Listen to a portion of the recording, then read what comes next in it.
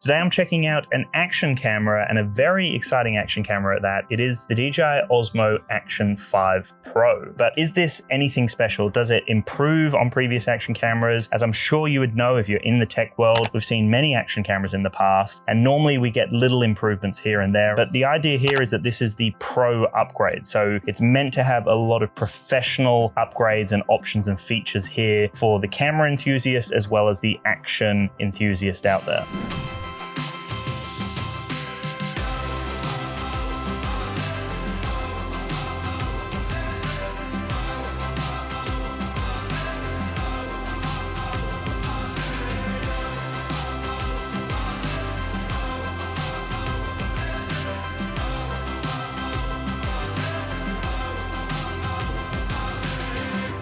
What's going on, guys? My name is Dan Davis and I'm the creative director here on DansTube.TV, which is Australia's #1 drone YouTube channel. So I just got home from a 3-week trip around Japan, and I pretty much used this little bum bag here for the majority of the trip. I had the action adventure combo, so I had the camera in the bag, I had the pole in the bag, and then I also had the charging hub in the bag as well. And that's all I had, but it was very simple to just take the action camera out, capture a shot, and then put it straight in the bag. I love that about this. And I will say that the big improvement, the thing that I noticed immediately when I started testing this, was the battery life. So with the adventure combo, you do get the 3 batteries, and one big thing that I wanted to see in the action camera world was battery life. And so DJI are quoting 4 hours of battery life, and these batteries are tiny. Look how small they are. There's no huge increase in size, but this is a 1950 milliamp hour battery, and they reckon you get 4 hours of battery life. Now, from the 3 weeks I was traveling around Japan, I found that when we would go and do a day trip somewhere, I initially took everything with me, but I found by the middle of the trip, 1 battery was enough. Even for a whole day trip, if we were doing multiple things and exploring around, I found that just the 1 battery was enough for me to get what I needed for that day trip, and then I would charge the battery that night. So battery life was a huge improvement here, and that was something I immediately noticed. Now, the other really cool thing you get with the Action 5 Pro is the extension pole. You can see nice and easy to connect. It's a magnetic design, nice and secure. It never comes off, which is phenomenal. But then the thing that's really cool about this pole is it's an extension rod, and it is massive. And you can see it's very solid. Like, there's not a huge amount of bend, even when it's fully extended like so. So you can get some awesome shots up high. And I got a bunch of scenarios where I was like in the crowd trying to get some nice aerial shots to show everyone like how populated the area was, for example. And something like this is phenomenal, really handy. One thing I did notice though in Japan was that they did not like the selfie stick. There was signs everywhere at all sorts of places where it just said no selfie stick. So I tacked on to that pretty quickly that I can't really use the extension rod too much, but in other scenarios I could. So when I was using it like this, for example, no one knew any different. And in the theme parks, for example, nice and easy to just get some shots like that or like that, and no one said anything. But that's one of the cool designs about this. It works as just a pole, but then it also doubles as the extension rod. So a really cool system here, and that adventure combo with the extra batteries works really nicely. So when we look a little bit deeper into the camera system here and what we get with the Action 5 Pro, it is a great upgrade here. So it is a 1/1.3 inch sensor, which we've actually seen on some recent drones. So it's a really nice sensor on this action camera. That means that you're getting great low light performance, which is in the past normally one of the big problems with an action camera. Low light performance is not normally one of the strong suits of an action camera, but having that larger sensor allows more light in. It has a fixed f-stop of 2.8 and a field of view of 155 degrees. So overall, a really great system here. And when we look into the specs a little bit deeper, it has some awesome stuff going on. So you can capture 4K video up to 120 frames per second. There is the super slow motion option. So that's 4K at 4 times. So 120 frames per second. It just captures it in-house. So straight when you put it on your computer or on your phone, it's in slow motion straight away, which is really nice. You also get 10-bit D-Log-M and 10-bit HLG. So you get some really nice color options here, which is nice to see. And it has 13.5 stops of dynamic range. So a really nice camera system on the Action 5 Pro. The majority of the time during my travels, I was testing 4K up to 100 frames per second or 4K up to 120 frames per second. I then did 4K 50 frames per second. I did some hyperlapses as well, which were cool in 4K. I took some photos and played around with some of the other settings. So overall, I feel like I tested a bunch of the main features that I wanted to from the system. Really responsive interface, nice, no delay really with anything, like maybe a slight amount of delay when I'm looking at it now. And both screens are nice and responsive. You can use both of them in their entirety. So you can go through the settings, you can customize all of the different modes and whatnot with both screens, which is really nice. And I just find that the boot up time is very quick. So you can power it down, press the record button, and it will start up just over a second and start recording instantly. Or you can just press the power button and you can see it boots up that quickly. So huge performance improvements here, so you can capture the action straight away. If you are interested in the Osmo Action 5 Pro from DJI, then I will have some links down below, so make sure to check them out. If you're based in Australia, make sure to go over to the D1 Store's website, which is DJI Australia. You can use the code DansTube over there to save on most drones, cameras, and accessories. I will also have some other links down below for other accessories and other deals for international viewers for the Action 5 Pro, so check those out,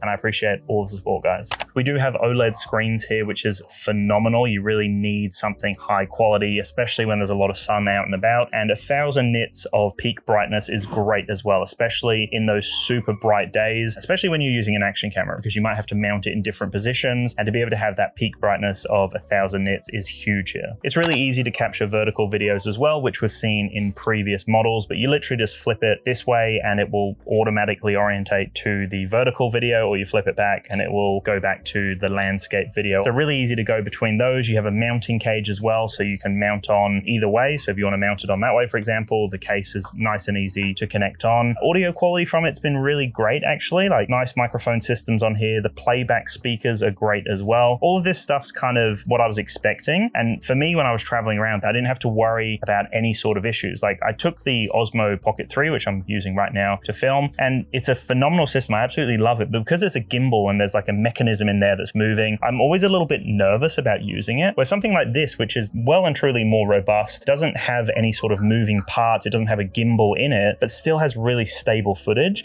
That for me was a huge peace of mind, because I could just get it out of my bag, press the record button, and just capture whatever I needed to without having to worry about bumping it. Straight when I put it back into the bag, I know that it's safe in there. We do get some really cool features. We do get Rocksteady 3.0, so you do get Rocksteady Plus, you get standard Rocksteady, and you also get Horizon Steady as well. So Horizon Steady prioritizes the horizon, Rocksteady prioritizes the stabilization, and then Rocksteady Plus actually crops in a little bit more, which is not a major issue because the field of view is so wide that it's okay to crop a little bit, and you get even more stabilization again. When I look at it compared to like the Osmo Pocket 3, for example, which is a 3-axis gimbal, I found that the footage from this was stable. I could walk at pretty fast rates and no issues. It didn't really bump around too much. Typically, you know, when you're walking, you get this kind of effect, and yeah, you get a little bit of it, but it's very stable. When you're in the slow motion though, you do have some limitations there. So you can't use most of those stabilization options. It's pretty much just the option to choose either wide or standard, and then you can go 4K up to 120 frames per second or 1080p up to 240 frames per second. But with that being said though, you can just go into the video mode, capture 4K 120 frames per second, and then just slow it down in post-production, and you are still going to have that Rocksteady or Rocksteady Plus even. So you can see here from the video feed, so that's the Rocksteady, and if I go Rocksteady Plus, you can see it just punches in a little bit. Not a huge deal breaker, like I said, because you do have such a wide field of view that it actually doesn't really make a difference. I'm completely okay with that trade-off to have even more improved stabilization here. The hyperlapse mode was something I used a fair bit, and that was nice and stable. I found that you don't have stabilization options, so you can go wide, ultra wide, or standard, and you also have time lapse as well. 4K up to 30 frames per second. Again, like I said, you don't have stabilization here, but as long as you're holding it pretty solid, the footage was stable. It was completely fine. Even without Rocksteady, this camera does an amazing job. DJI have been treating us with the internal storage recently, which is very nice. Some of their recent drones have built-in internal storage, but we've got the same thing on the Action 5 Pro here. So we get 47 gigabytes of internal storage. So you can have that as well as the expandable micro SD. So I've got a 512 gigabyte micro SD. I knew I was traveling for 3 weeks, wanted to make sure that I had enough storage, but it still says that I have 11 hours left of recording, and then I've got the internal storage. So you got a bunch of versatile options here, which is really nice to see. I was also quite impressed by the low light performance of the Action 5 Pro. So there's a bunch of footage I've got from all different scenarios, when it's overcast, when it's night, when it's middle of the day, peak temperatures. And I found that I left this in auto in all of those scenarios. I never played around with the pro mode, but you have those options if you want to tweak it a little bit more. I found that auto did a really good job. There was no like major overexposure issues or underexposure issues. I tested it in like almost zero light and it did a great job. And that's down to that 1/1.3 inch sensor. So a larger sensor allows for more more light. It's got the f-stop of 2.8. So I was impressed considering this is such a small action camera. It's very versatile.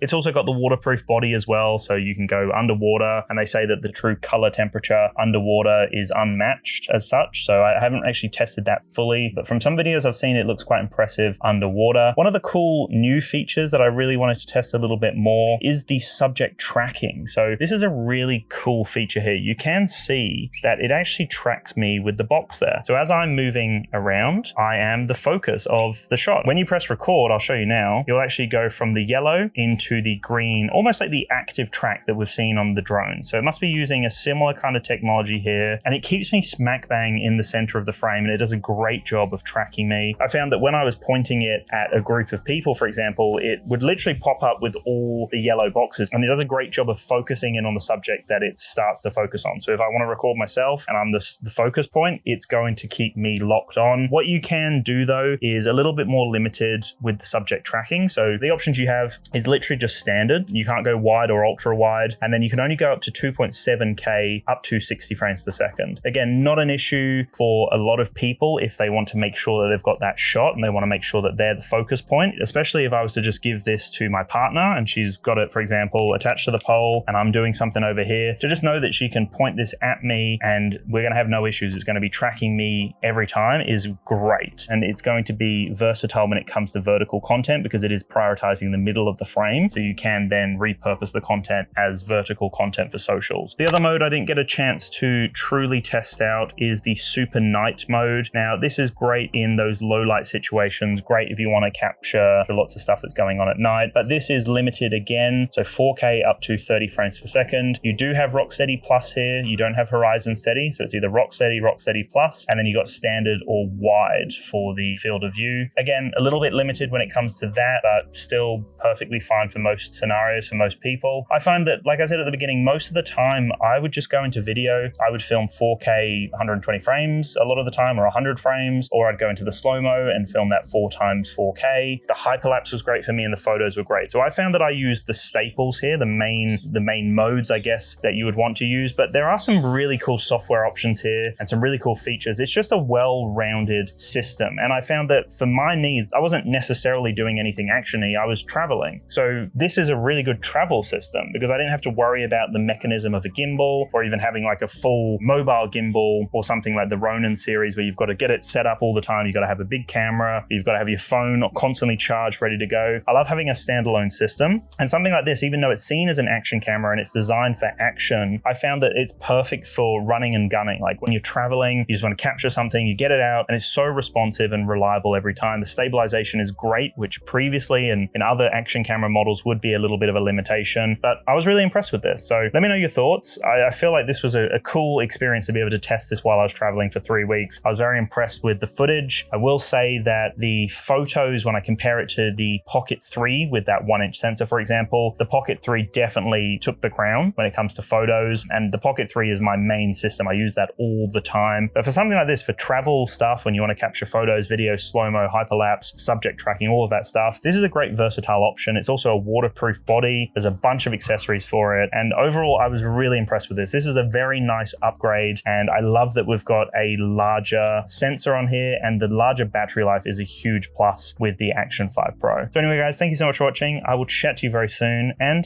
peace out.